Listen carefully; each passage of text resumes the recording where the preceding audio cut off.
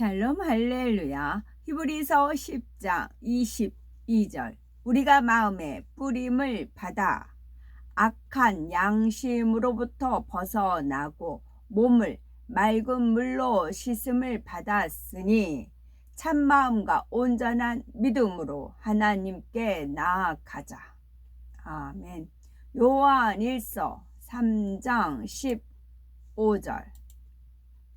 그 형제를 미워하는 자마다 살인하는 자니 살인하는 자마다 영생이 그 속에 거하지 아니하는 것을 너희가 아는 바라. 아멘. 마태복음 5장 39에서 41절입니다.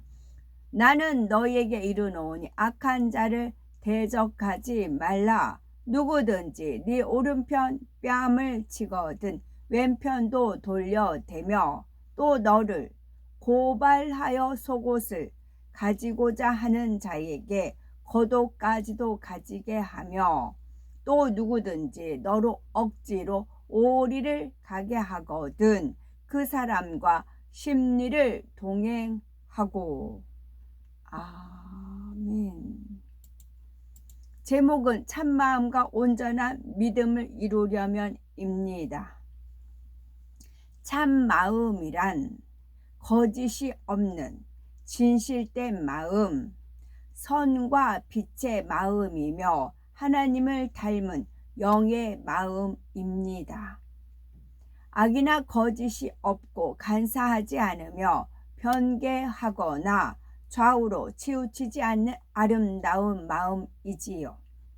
비진리와 악이 조금도 없고 선, 사랑, 섬김, 화평 등 진리로 채워진 마음입니다. 히브리서 10장 22절에 우리가 마음에 뿌림을 받아 양심의 악을 깨닫고 몸을 맑은 물로 씻었으니 참마음과 온전한 믿음으로 하나님께 나아가자 말씀했습니다. 몸을 맑은 물로 씻었으니 몸을 흙탕물로, 더러운 물로, 똥물로 아무리 씻어야 참마음과 온전한 믿음이 되지 못해요. 맑은 물로 씻어야 하나님께 나아갑니다. 어떠한 마음으로? 참마음과 어떠한 믿음? 온전한 믿음이요. 마음은 참마음, 거짓이 없는 참마음. 믿음은 육적인 믿음이 아닌 온전한 믿음으로 하나님께 나아가는 겁니다. 그러니까 몸을 맑은 물로 씻은 물이 하나님 말씀인 건 알아요. 그러나 세상의 철학, 그 어떤 설교자의 사상 그런 것이 섞여 있으면 맑은 물이 아니에요.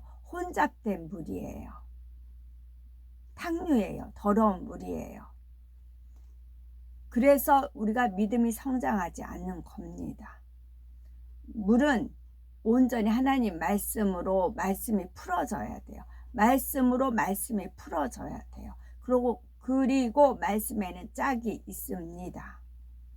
그래서 저는 오히려 저를 무식하고 어눌하고 부족하고 그렇게 만든 이치가 저는 감사해요. 저는 제 생각으로 철학이라든가 이론이라든가 그런 게 없어요. 그런 머리가 안 돼요. 저는 단순하고 예전에도 새대가리, 닭대가리 그런 소리를 들었어요.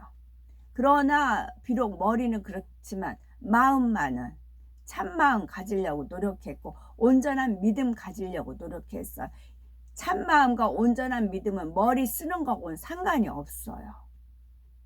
그래서 오히려 그런 부족한 나로 만들었기 때문에 이 말씀도 저는 이것도 몇 번 읽었어요.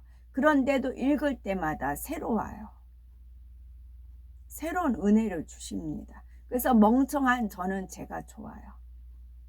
오히려 하나님 앞에는 참마음과 온전한 믿음으로 나아갈 수가 있기 때문에 그렇습니다. 여기에 철학이라든가 어떤 개인적인 어떤 목사의 개인적인 사상이 들어가면 맑은 물이 아니에요. 그 물 아무리 씻어봐야 소용이 없어요.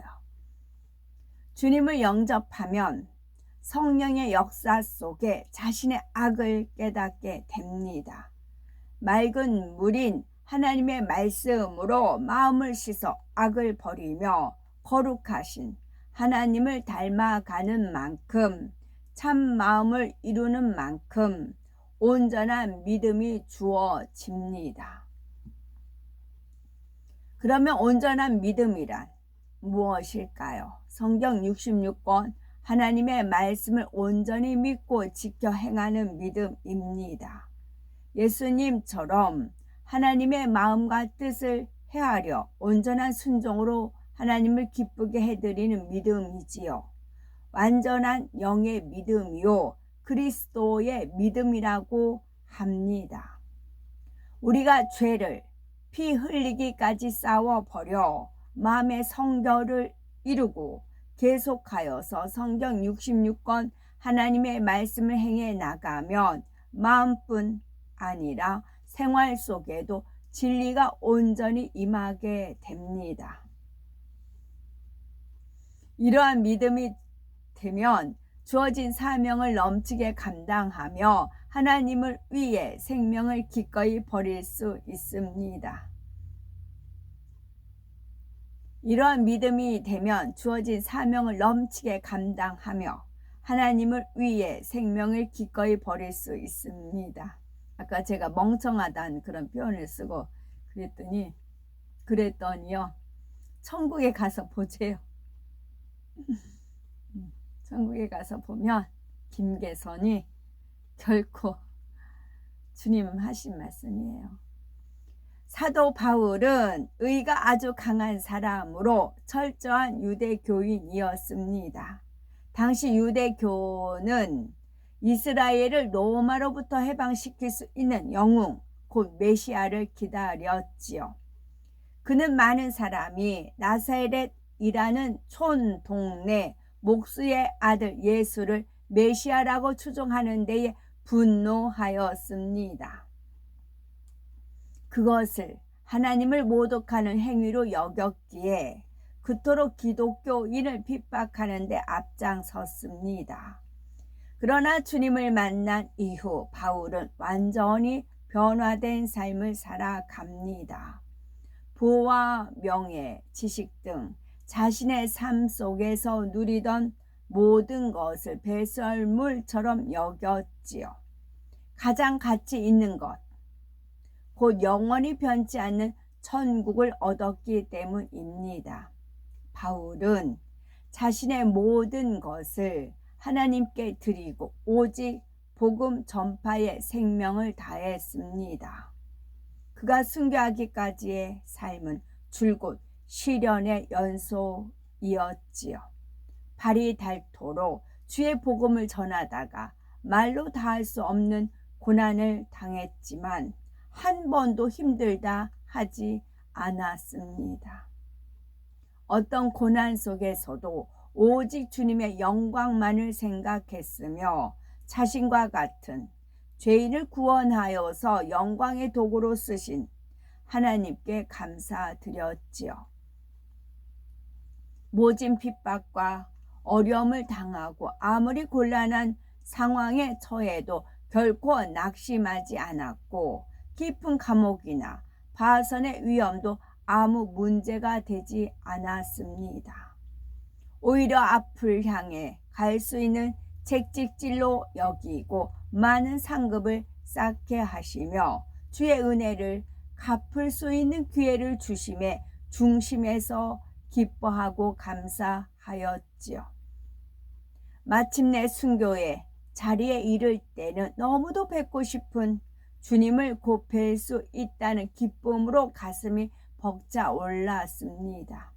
사람이라면 누구나 죽음 앞에 긴장하기 마련이지만 사도 바울은 소망으로 가득하여 감사가 넘쳐났습니다. 그가 이처럼 어떠한 고난을 받아도 심지어 생명을 잃는 상황에서도 변함없이 감사할 수 있었던 것은 곱고 선한 참마음과 온전한 믿음을 이루었기 때문입니다. 하나님께서는 이런 그에게 큰 권능을 주셨습니다. 사도 바울은 가는 곳마다 무수한 질병과 연약함을 치료하였지요. 심지어 사람들이 그의 몸에서 손수건이나 앞치마를 가져다가 병든 사람에게 얹으면 병이 치료되고 악귀가 나갔습니다.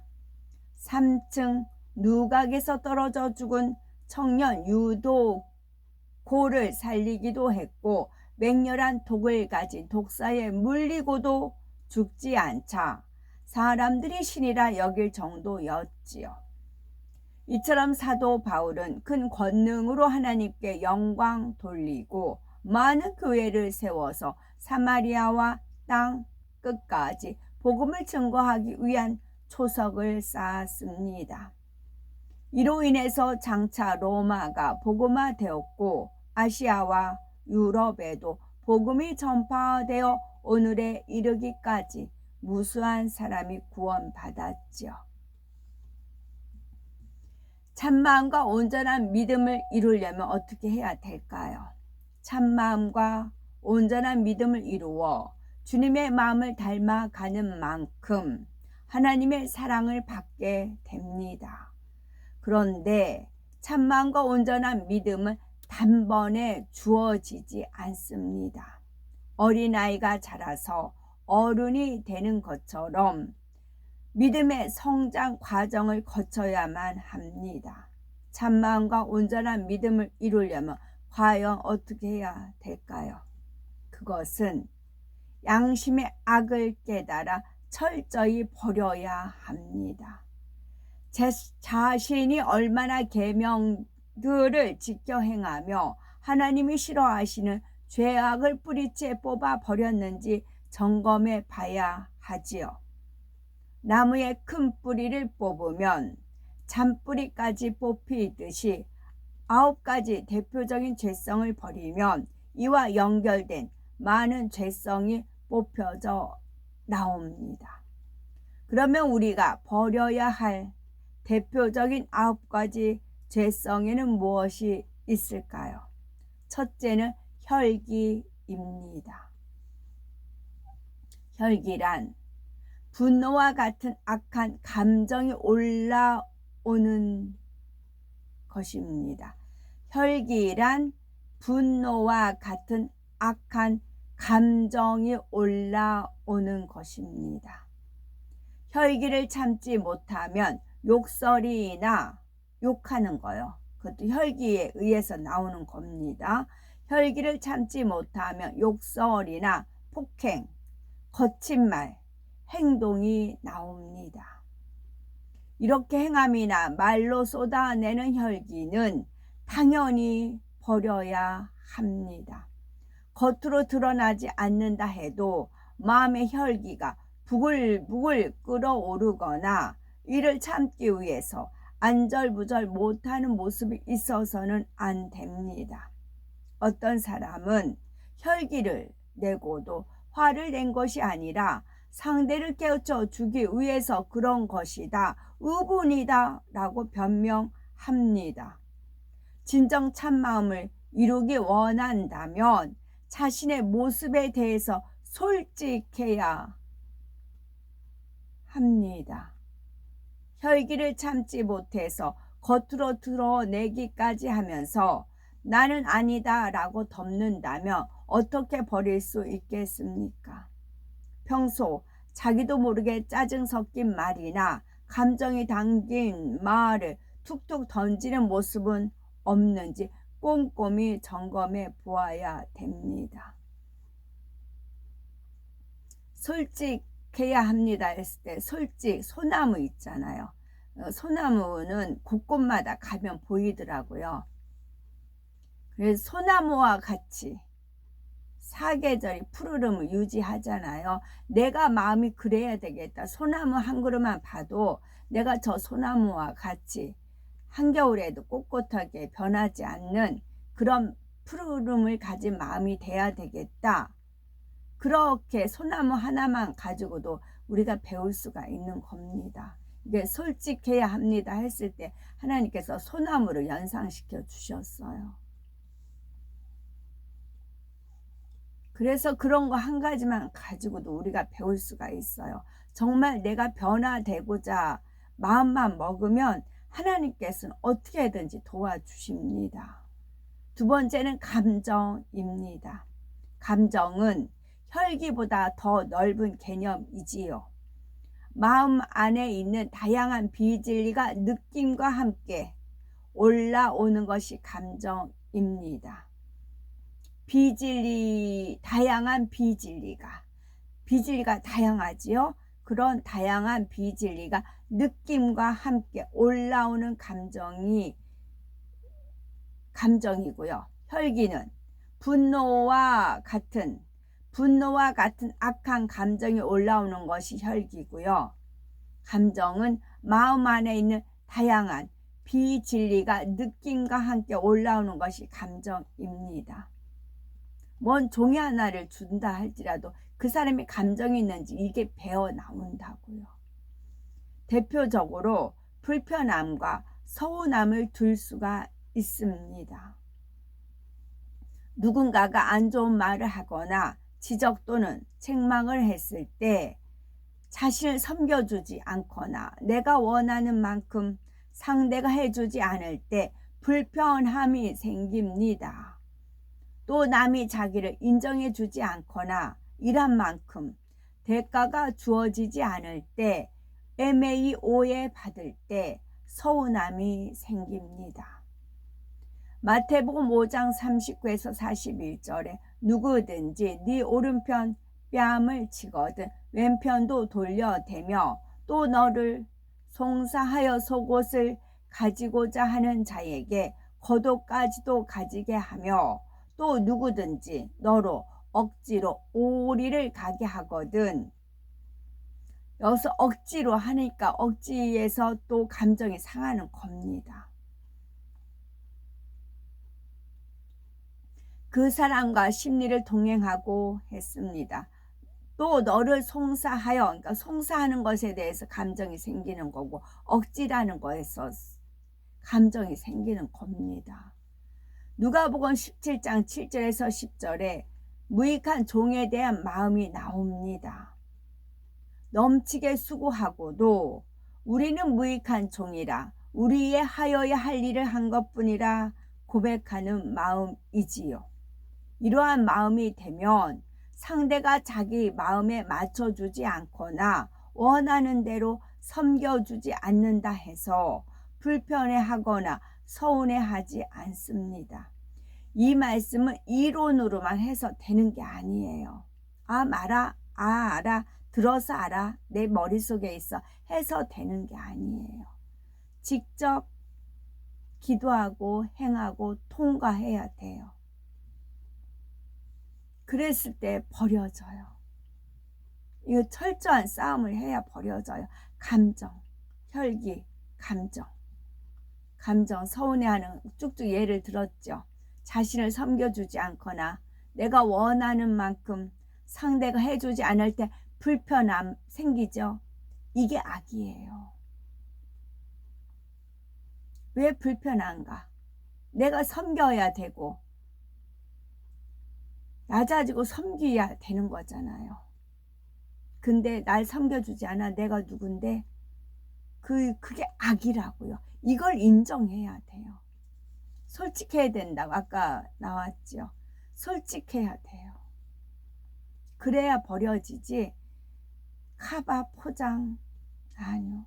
때가 되면 다 나옵니다. 세 번째는 미움, 시기, 질투입니다.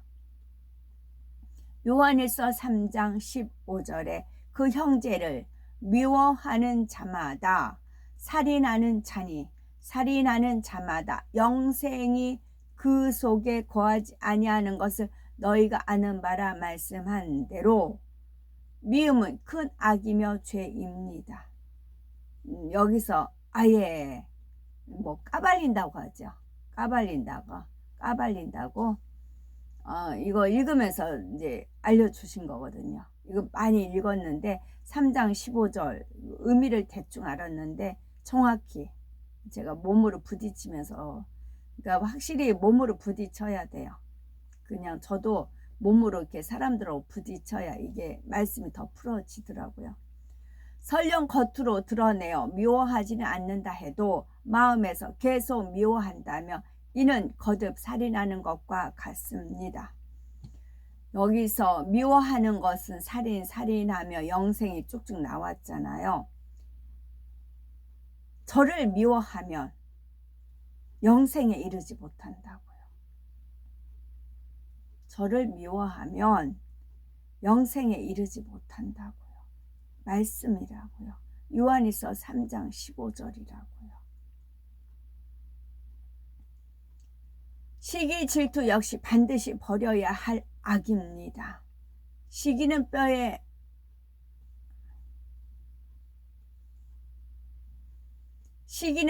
썩음이니라 했습니다. 다른 사람이 자신보다 더 사랑받고 인정받으면 마음이 어떠하십니까?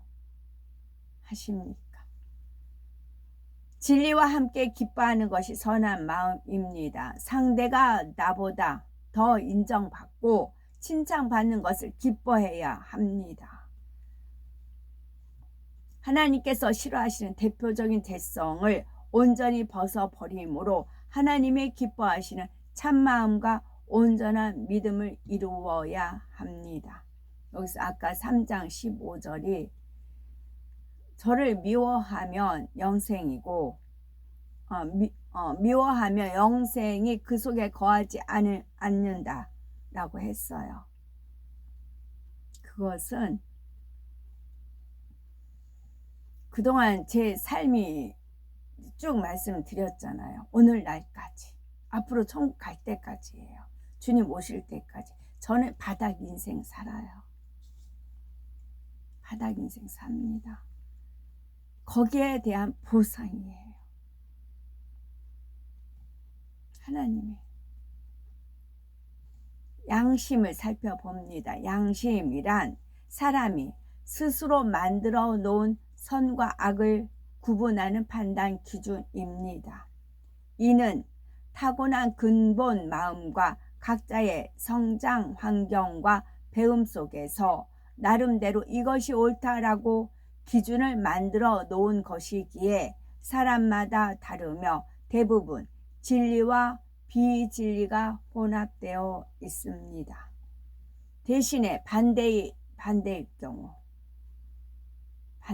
경우에는 영생에 거하고 상급이 크다는 겁니다. 제 말이 아니에요. 하나님 말씀이세요.